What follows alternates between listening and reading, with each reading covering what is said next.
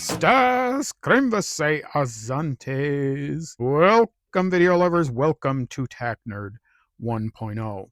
Fellow humans, we're going to continue on with this sort of deep dive into this PSA dissipator. Now, just to recap, this is kind of a part 3, but it's the final accumulation of what this build is. And it started out a little something different. I had an H&R lower, and I was going to use that and then kind of do a build. But I ended up deciding to use that one for a different build, to do an A1 clone, or a sort of A1 clone. And I just decided to do something a little more different and practical with this one, but sort of still in the clone sort of thing. So what we ended up doing was just getting one of these branded PSA lowers, the M16A2 branded lowers, and then just building out an A2 clone and then put the dissipator on that. Now, obviously, this is not clone correct or perfect, because this is a removable carry handle, detachable carry handle, where the actual one would be fixed. But I'm going to go over a few things, and after doing this build, I found that this rifle is actually extremely useful, especially for just kind of a dual tool prepping, bug out sort of tool. And we're going to go over a few of those things. This A2 dissipator clone, the rifle, it kind of combines sort of a classic aesthetics with sort of modern practicality. So we're going to discuss some of the history, why this is still relevant in 2025, and why I think this could be one of the best go-to rifles for bugging out or just general preparedness. So if you're looking for something reliable, easy to use, great iron sights, rock solid stock, I really do think that this might be the thing for you.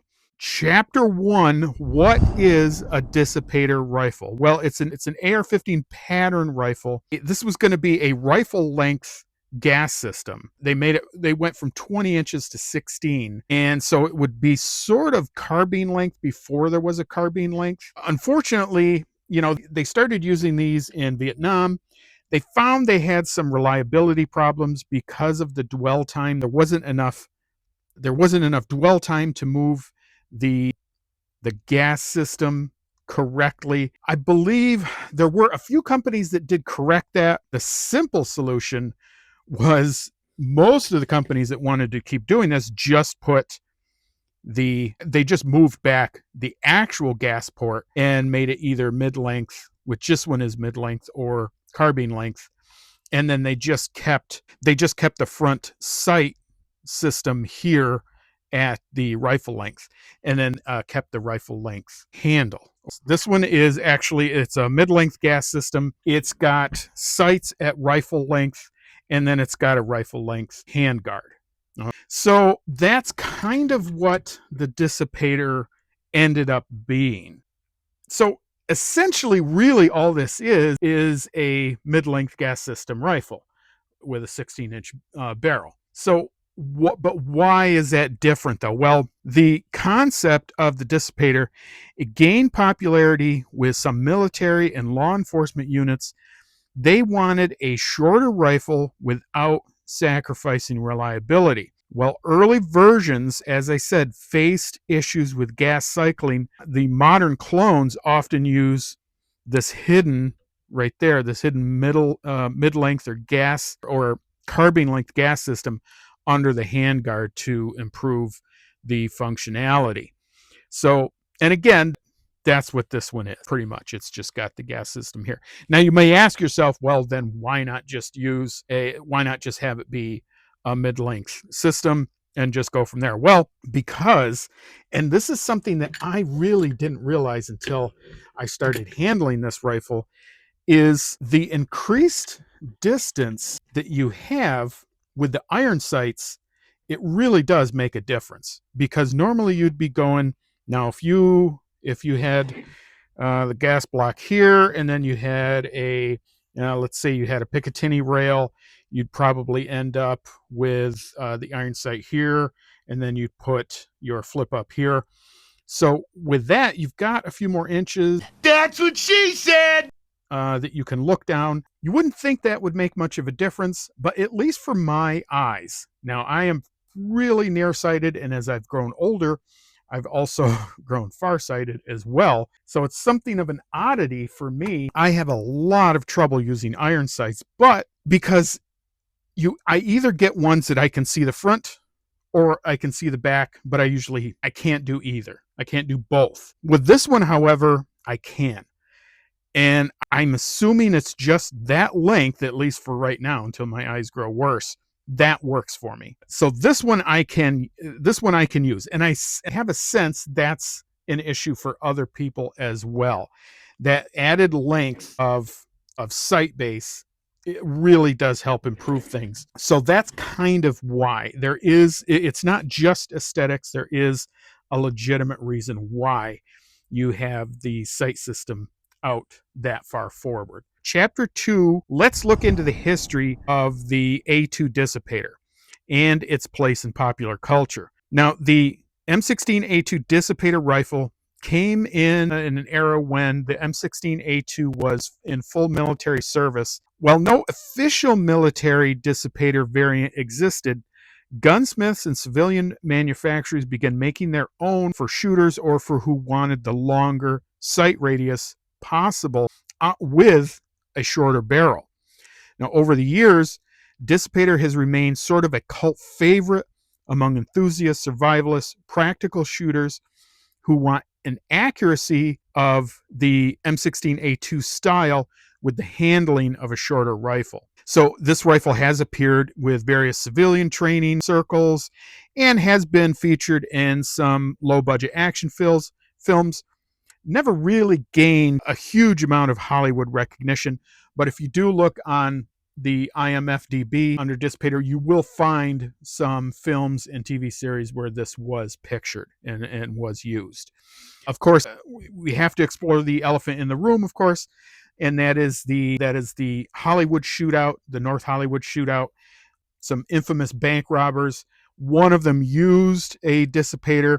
Now I think his was more of an A1 style, and he used that, and he had I think he had a drum mag on his, and he had a triangular handguard, but ultimately he met his demise, he and his partner. That shootout was on TV all over the place, and that's kind of cemented itself in that kind of infamy.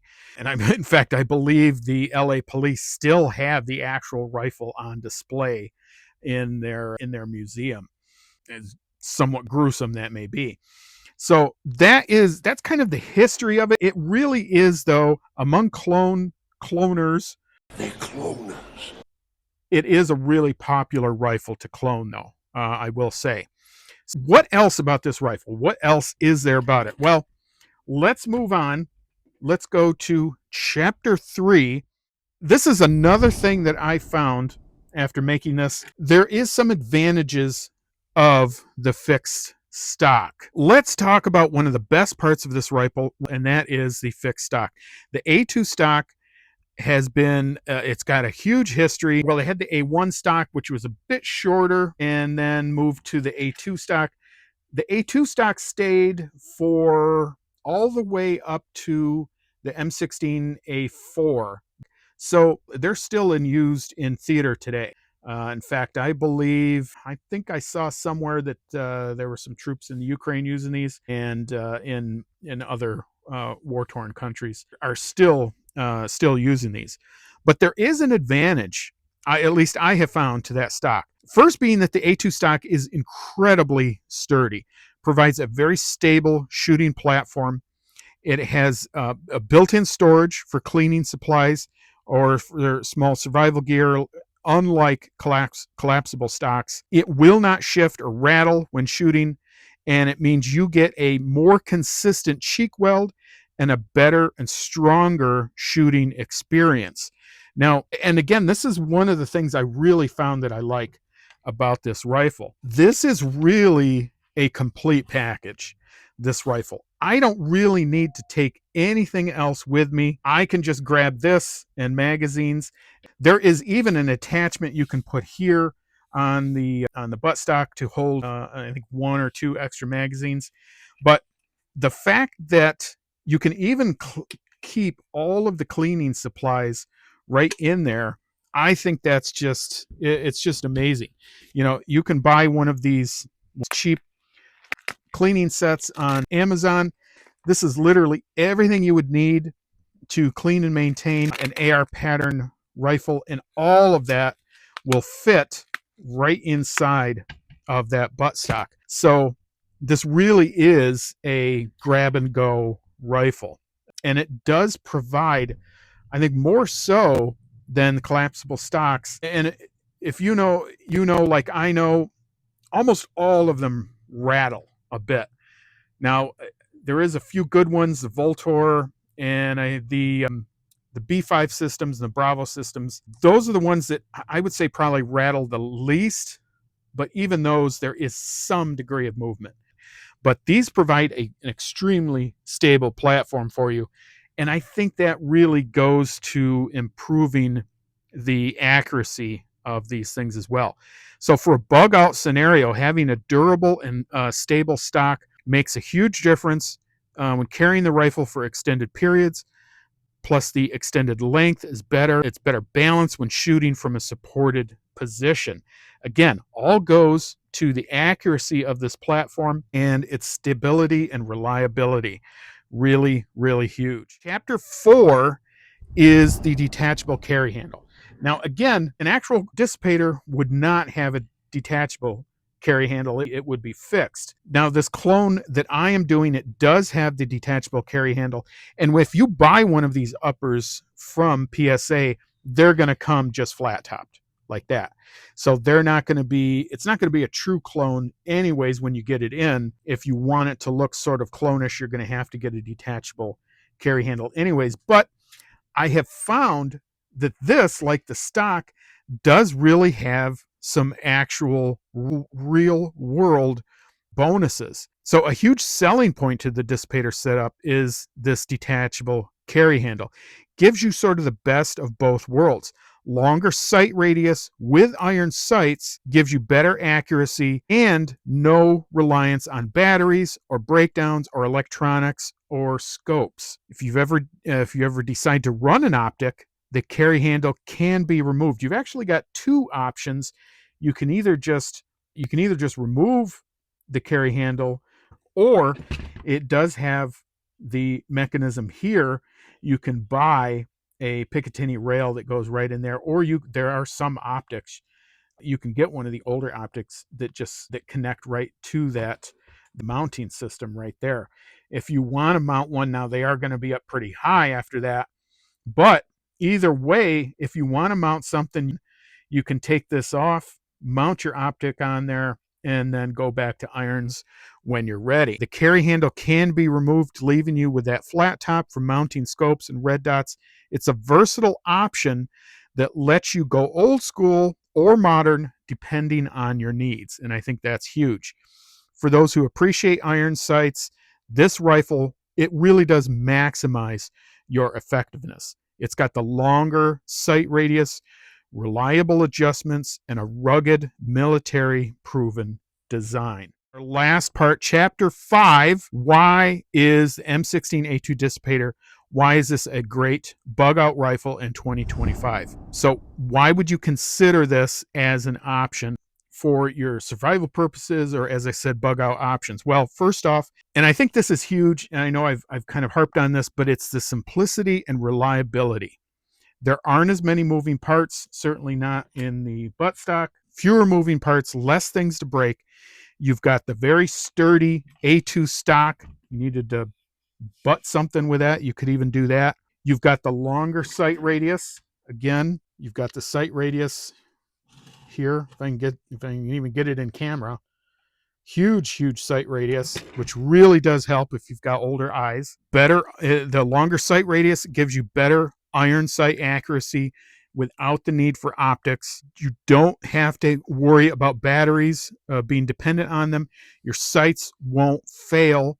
and you are still optic ready. If you want to add that red dot or scope, the detachable carry handle makes that easy. And lastly, it's an affordable and easy to maintain. Now, this setup, you can pretty much buy this setup. Now, you can buy an A2 clone right off a PSA. I don't know if they sell a whole setup, a whole dissipator setup.